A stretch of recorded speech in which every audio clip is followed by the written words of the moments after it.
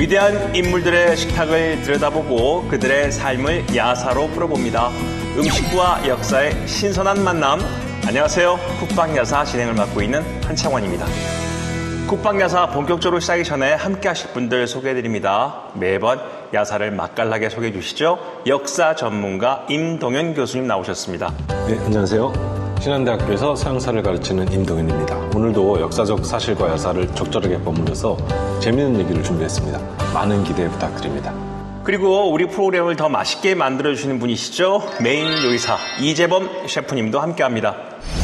안녕하세요. 쿡방야사의 쿡방 담당 이재범 셰프입니다. 오늘도 역사 속 음식들을 저만의 스타일로 재해석한 맛있는 요리를 만들어 보겠습니다.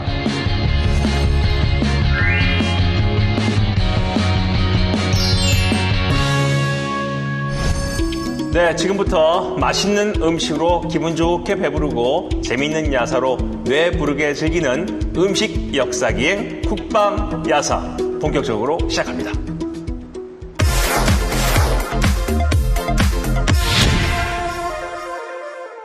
네, 국방야사 오늘 주인공은 어떤 분이시죠? 예, 오늘 주인공이야말로 왜 이제야 나왔을까 싶을 정도로 국방야사와 딱 어울리는 인물이 아닌가 싶은데요. 네. 저 예전에 이탈리아 르네상스를 대표하는 예술가 미켈란젤로를 다룬 적이 있지 않습니까? 있었죠. 그때 함께 언급되었던 인물입니다. 아, 미켈란젤로. 그렇다면 레오나르도 다빈치를 말씀하시는 건가요? 예, 그렇습니다.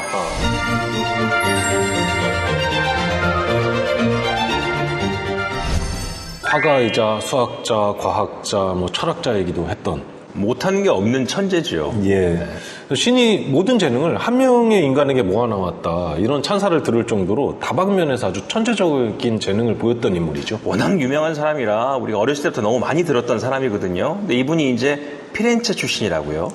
예, 1452년에 피렌체 인근에 빈치라는 이름의 작은 마을이 있습니다. 아, 다빈치가 그 빈치군요. 예.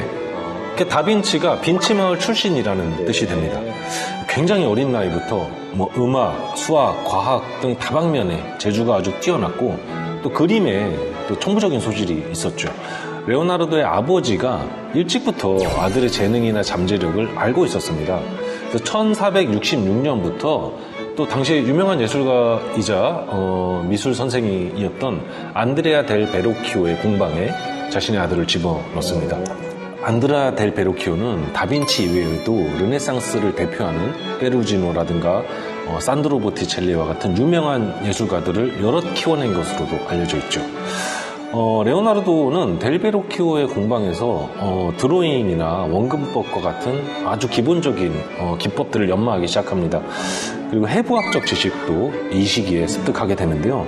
미술사가들의 평가에 따르면 이때 배움이 훗날 다빈치가 수행했던 작업들의 초석이었다. 이런 평가를 내리고 있습니다. 사실 자식이 그렇게 뛰어난 천재라는 아버지의 역할은 무엇이었을까? 예. 부럽기도 하고 또 어려웠을 거라 생각도 드는데요. 이 자식의 잠재력을 미리 알아본 아버지의 역할이 참 중요하다는 생각이 듭니다. 사실 레오나르도 다빈치가 어떤 한 분야만 꼭 집어서 잘한 게 아니라 모든 분야를 다 잘했지 않습니까? 예, 본래 르네상스 시기의 이상적인 인간형이 어느 한 분야만 파는 이런 전문가라기보다는 다재다능한, 다방면에 능한 사람이었습니다. 이탈리아어로 우오모 우니베르살레라고 하는데요. 한국어로 흔히 보편인이라고 번역되는 단어입니다. 그러니까 일전에 다뤘던 미켈란젤로도 마찬가지지만 오늘 다루게 될 레오나르도 다빈치 역시 보편인의 표본과 같은 인물이었죠. 미술에만 국한되지 않고 음악, 공학, 그리고 여러 발명들, 또 화학자나 물리학자로서의 면모도 보여주는데요.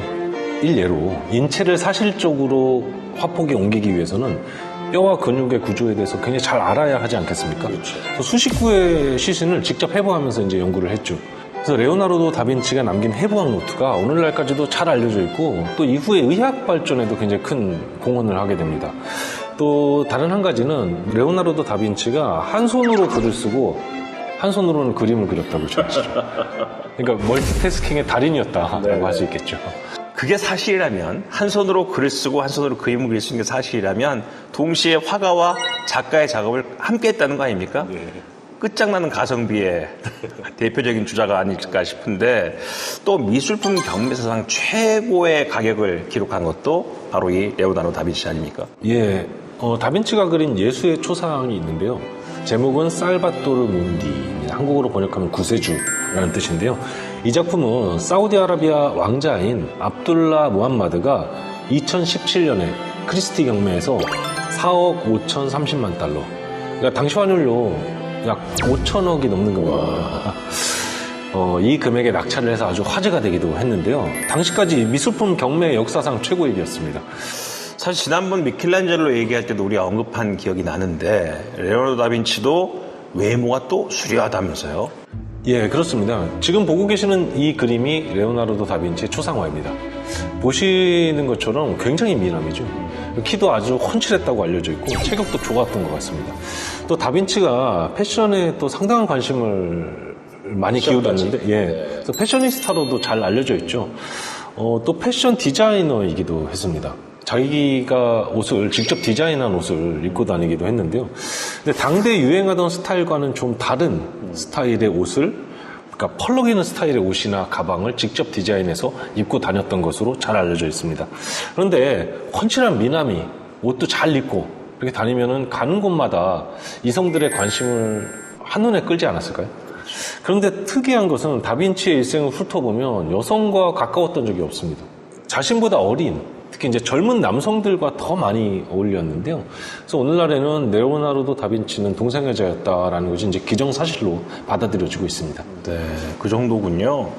사실 초상화만 보면 요즘의 꽃미남 스타일이라고 볼 수가 있는데 너무 많은 재주 때문에 더 많은 이야기가 있는 것 같습니다. 또 레오나르도 다빈치가 요리에도 특별한 재능을 보였다고 알려지고 있어요. 제가 앞서서 소개를 드리면서 이 다빈치가 국방야사에 딱 어울리는 인물이다라고 말씀을 드렸는데요. 바로 이런 이유 때문입니다.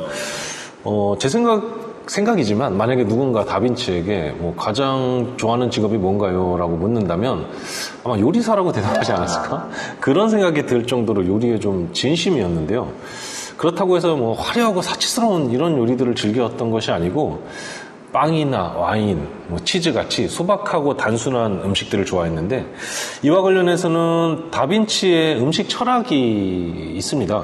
영혼이 있는 인간이 영혼을 가진 짐승들로 배를 채워서는 안 된다라는 것이 다빈치 음식 철학이었습니다. 네, 정말 요리까지 정말 다 가진 남자라는 생각이 듭니다. 자, 그렇다면 오늘 국방야사에서 국방야사 스타일로 다룰 음식은 어떤 겁니까? 네, 말씀드렸던 것처럼 다빈치가 여러 구의 시신을 직접 해부하면서 인체를 연구하지 않았습니까? 그래서 몸에 좋은 음식은 무엇인가에 대해서도 한참 연구하고 관심을 많이 기울였던 것 같습니다. 그러니까 약이 되는 음식에 관심이 많았던 거죠. 그래서 기록에 따르면 이 다빈치가 결석을 앓고 있었는데요. 허브 음료와 양파 수프를 만들어서 자신의 결석을 직접 치료하려고 했던 그런 사례도 있습니다. 네, 그럼 오늘 국방야사 스타일로 재해석한 레오나르도 다빈치의 요리가 어떤 음식인지 알아보도록 하겠습니다. 네, 오늘은 레오나르도 다빈치가 즐겨 먹었다는 토스카나식 양파 수프를 준비했는데요. 빵과 함께 먹으면 한 끼 식사로 든든하게 먹을 수 있는 양파 수프를 국방야사 스타일로 만들어 보겠습니다.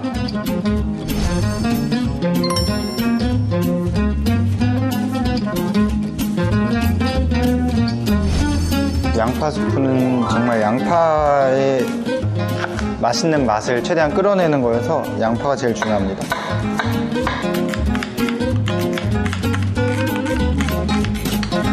오일을 살짝 두르고요.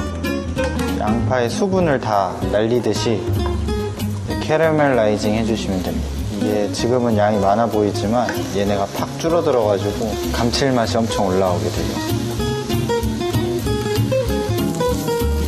상당히 오랜 시간 볶아줬는데 이게 이제 양이 확 줄었죠.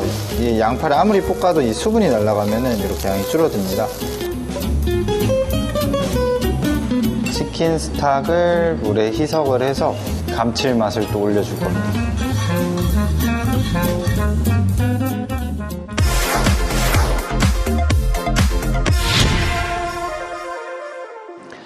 레오나르도 다빈치 이야기를 하다 보니까 재능이 너무 많아서 살면서 참 바빴겠다라는 생각이 듭니다.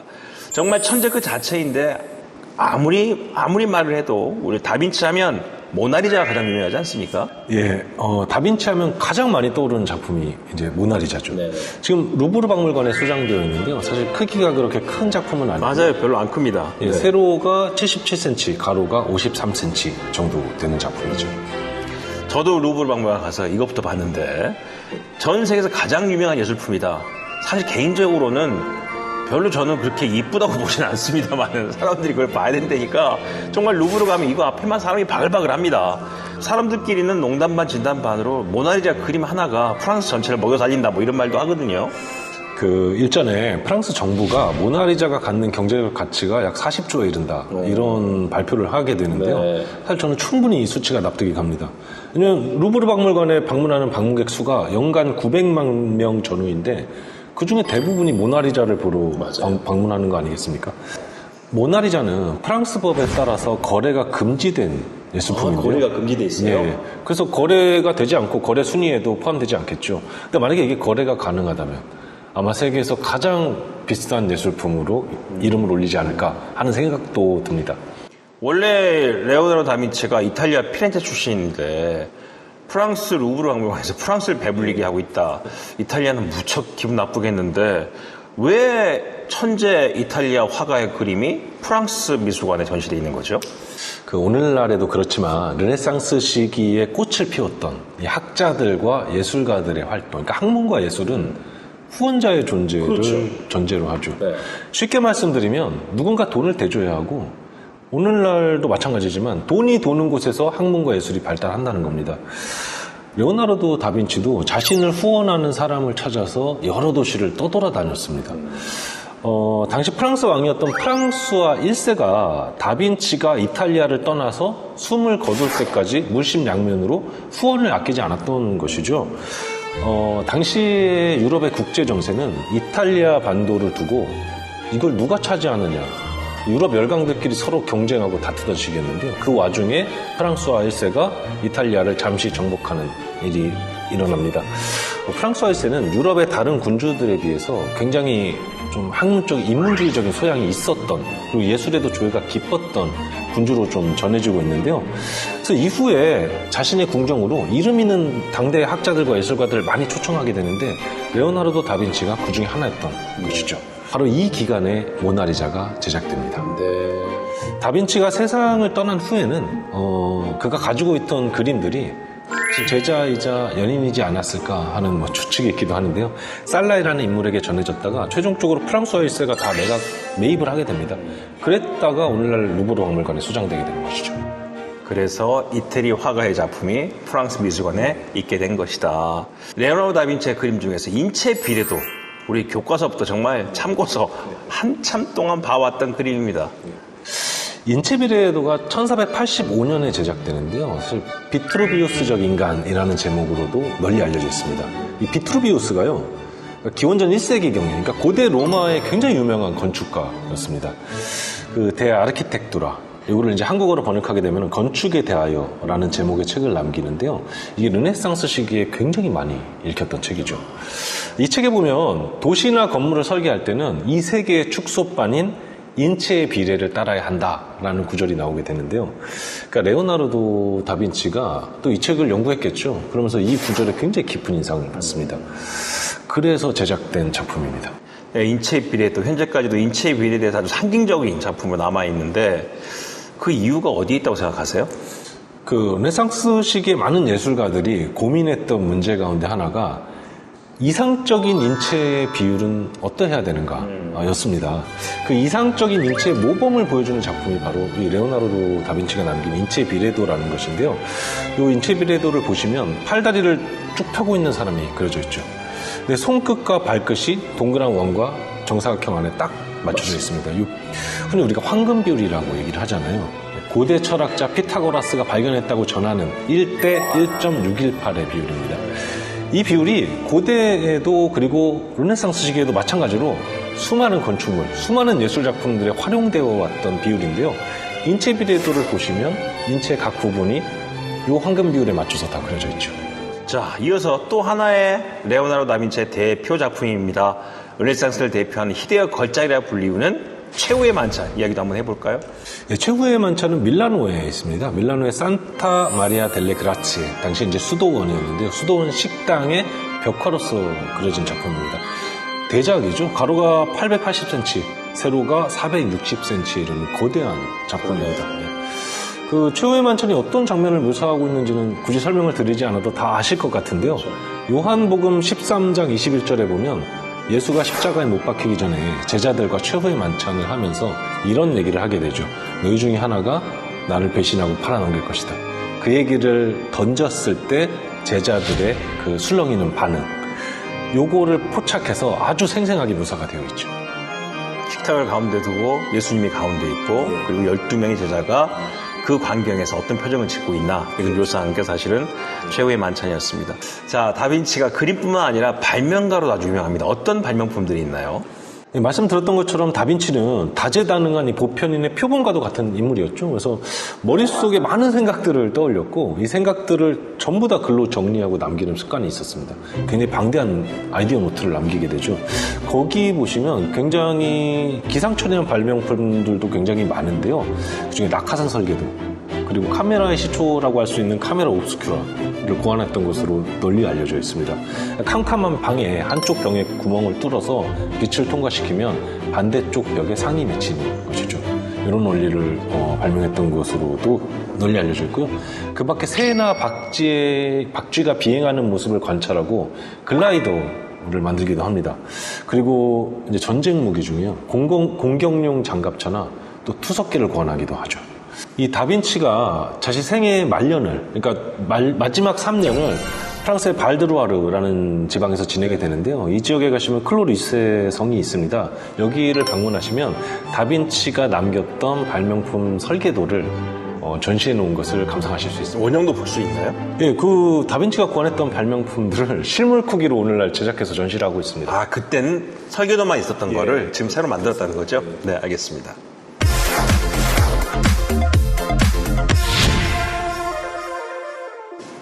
밤새 이야기를 해도 시간이 부족할 정도로 정말 많은 것을 갖고 있는 재능의 소유자 레오나르도 다빈치입니다. 그런데 이 만능 천재에게도 결점이 있었다면서요? 네, 아마 현대사회의 직업인으로 생각한다면 아주 치명적인 결점이 아닐까 싶은데요. 그 중도 포기입니다. 아주 고질병이죠. 레오나르도 다빈치는 자신이 맡은 작품을 진행하다가 중간에 그냥 던져버리고 나오는 경우가 허다했습니다.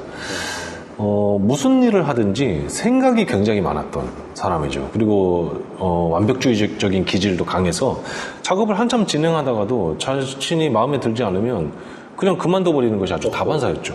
당연히 완성작이 적을 수밖에 없죠. 그러네요. 다빈치가 67세에 세상을 떠나게 되는데요. 그때까지 그가 직접 그리거나 혹은 주도적으로 참여했던 회화 작품 가운데서요, 전문가들이 진품으로 인정하는 완성작은 15점밖에 되지 않습니다. 와, 되게 많이 남긴 줄 알았는데. 아, 그렇군요. 그가 중도에 포기한 작품들 어떤 게 있을까요? 너무 많죠. 완성작보다 미완성작이 더 많으니까요. 그런데 대표적인 몇 작품만 말씀을 드리면 먼저 동방박사의 경배라는 작품을 들 수 있습니다. 이 레오나르도의 아버지가 공증인이었는데요. 이 공증인의 아버지를 통해서 30개월 내에 내 이 그림을 완성하지 못하면 아무 보상 없이 이 그림 그냥 몰수당해도 좋다, 이런 각서까지 쓰고 제작에 나섰던 작품인데 결국 미완성으로 남았던 거죠. 또 피렌체 베큐궁 옛 시청사라고 할 수 있겠는데요. 여기 벽화로 의뢰를 받았던 앙기아리 전투라는 작품이 있습니다. 지난번에 우리 다뤘던 미켈란젤로와 세기의 대결이 펼쳐질 뻔했던, 바로 그 작품이죠. 그 밖에 성인의 고뇌가 잘 표현된 황야의 성 히에로니무스라는 작품도 있습니다. 결국 완벽하게 마음에 들지 않으면 미완성도 그냥 간다, 뭐 이런 의미인 것 같은데요. 그러니 본인이 얼마나 괴로웠겠어요. 예, 내적으로 엄청난 괴로움을 겪었던 것 같습니다. 다빈치가 남겼던 메모 중에요, 뭐라도 그럼 완성된 게 있는지 말해봐라 이런 내용들이 반복되니까요, 내적인 갈등을 겪었던 것이고, 겉으로는 늘 자신만만하게 굴었지만 스스로는 끊임없이 스스로를 자책하고 있었던 것이죠. 자, 이제 완벽주의자였던 레오나르도 다빈치가 좋아했다는 양파 수프 어디까지 진행되는지 한번 알아보고 오겠습니다. 네, 콕방 여사 스타일의 양파 수프 지금 보글보글 맛있게 끓고 있으니까요. 조금만 기다려주세요. 자, 마지막으로 이제 요리사입니다. 요리사 레오나르도 다빈치에 대해서 이야기 나누도록 할게요. 이 천지예술가가 어떻게 요리에까지 관심을 갖게 됐을까요? 많은 분들이 잘 모르시는 사실인데요. 그 다빈치가 델베로키오의 공방에서 그림을 배울 때 생계를 위해서 그 식당에서 아르바이트를 한 적이 있습니다. 피렌체에 이제 베큐 다리가 있잖아요. 예. 이 다리에 위치한 식당 이름은 세 마리 달팽이라는 이름의 식당이었습니다. 근데 이 식당에서 주방보조로 일을 하고 있었는데 어느 날 불의의 사고로 셰프들이 숨지는 사고가 발생하게 됩니다. 그래서 얼떨결에 다빈치가 요리를 담당하게 된 것이죠. 예. 근데 아까 다빈치의 패션에 대한 얘기를 저희 나누지 않았습니까? 이제 당대 트렌드와는 다른 굉장히 파격적인 패션. 요리도 그랬어요. 예를 들면은 빵 한 조각에 바질 한 잎을 얹어서 그냥 내놓는다든가 아니면 당근 조각을 생선에 곁들여서 내놓는다든가 하여튼 당대인들이 보기에 굉장히 특이하다고 생각할 만한 음식들을 많이 내놨던 것 같고 그리고 내놓는 음식의 양도 굉장히 적었다고 전해지죠. 그래서 손님들이 불평불만이 많았다고 알려져 있습니다. 처음 보는 신기한 소재와 신기한 조합인데 양마저 적다.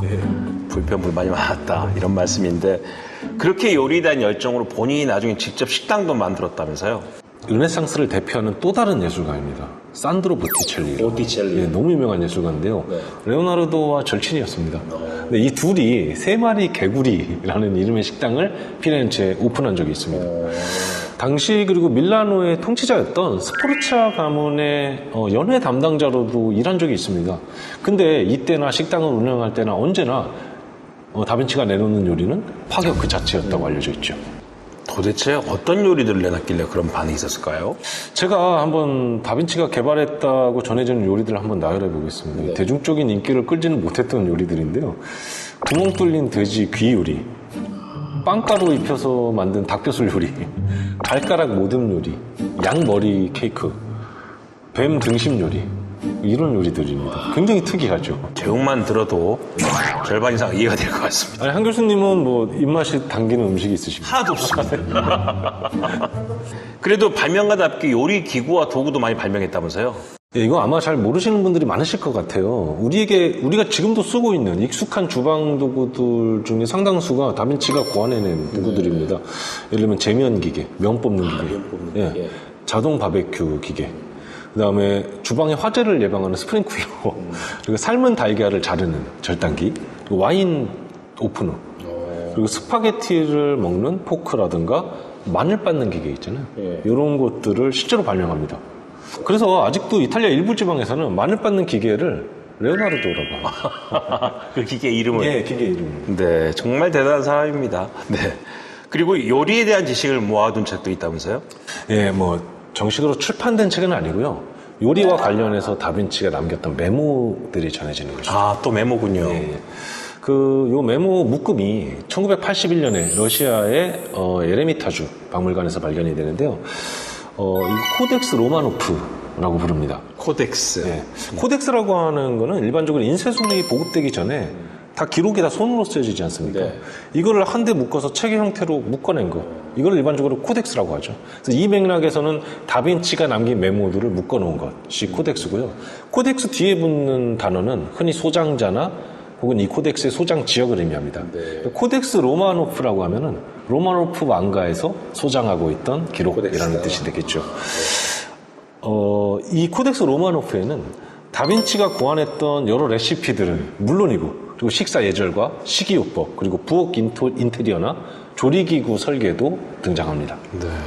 그렇다면 다빈치의 기록을 뜻하고 있다는 코덱스가 지금까지 얼마나 남아있습니까? 현재까지 남아있는 코덱스가 약 6,000장 된다고 알려져 있는데요. 6,000장? 예.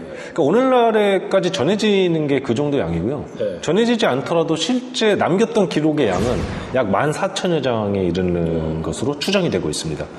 굉장히 방대한 양이죠. 그 다빈치가 청년 시절부터 세상을 떠나는 그 순간까지 자신의 머릿속에 떠오른 모든 것을 메모로 남겼습니다. 근데 그런 그 코덱스 중에서 빌 게이츠가 소장했던 코덱스도 있다면서요? 빌 게이츠가 레오나르도 다빈치의 팬으로 유명하죠. 그리고 레오나르도 다빈치가 남긴 작품을 실제로 몇 점 소장하고 있는 것으로도 잘 알려져 있습니다. 다빈치가 남긴 노트 중에요. 코덱스 레스터가 있습니다. 그 중에 이제 한 권이 코덱스 해머라는 기록인데요. 1994년 11월에 크리스티 경매에서 빌 게이츠가 매입합니다. 아, 그랬군요. 예, 코덱스 해머가 약 72페이지의 분량인데요. 이때 빌 게이츠가 약 3,100만 달러. 그러니까 오늘날 환율로 환산하면 416억 가량이 됩니다. 어쨌든 이 코덱스 해머가 역사상 가장 비싼 가격에 거래된 기록으로 이름을 올리고 있습니다. 메모를 400억에 샀다라는 말씀이죠. 펜은 펜이네. 가장 비싼 예술품과 또 가장 비싼 고서적이라는 기록을 다 가지고 있는 레오나르도 다빈치입니다. 그야말로 세계의 천재란 말이 딱 어울리는 위인이 아닐까 싶은데 그런 천재가 사랑했던 소박하면서도 간단한 요리 양파 수프 함께 시식해 보도록 하겠습니다.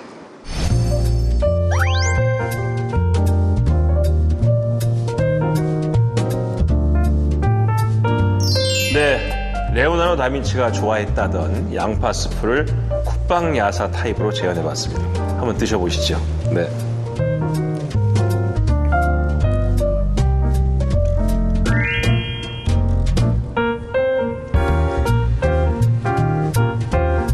되게 고소하네요. 네. 레오나르도 다빈치가 그 인체대에 연구하면서 몸에 좋은 음식은 무엇일까 굉장히 호기심을 많이 가지고 연구를 했는데 몸이 좋아지는 맛입니다. 양파를 오랫동안 볶아서 이 스프를 만들어서 우리가 흔히 아는 양파의 맛보다 훨씬 더 깊은 맛을 우리에게 주는 스프 같습니다. 그 씹을 때도요, 이 식감이 걸리지 않고 부드럽게 씹힙니다. 그렇죠.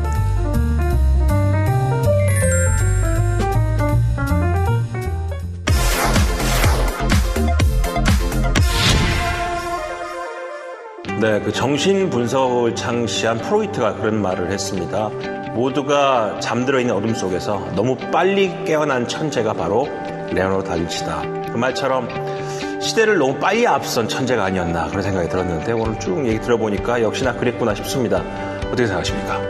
그 레오나르도 다빈치가 남긴 업적을 보면 이게 한 사람이 남긴 업적이라고는 믿어지지 않을 정도로 다방면이고 방대하죠. 근데 레오나르도가 67세 나이도 세상을 떠날 때 마지막 일기들을 보면 자신의 삶에 대한 후회와 회한으로 가득합니다. 나는 평생 가치 있는 일을 하지 못했다는 자책과 후회가 엿보이는데요. 그래서 레오나르도의 인생을 좀 훑어보다 보면 저 자신의 인생을 좀 반성하게 되고요. 저도 뭔가 의미 있는 일을 더 하기 위해서 다빈치가 했듯이 끊임없이 스스로를 좀 더 채찍질해야 되지 않나 그런 반성을 좀 하게 됩니다. 네, 지금까지 쿡방야사 함께해 주신 임동윤 교수님과 이재범 셰프님께 감사드리면서 여기서 인사드리도록 하겠습니다.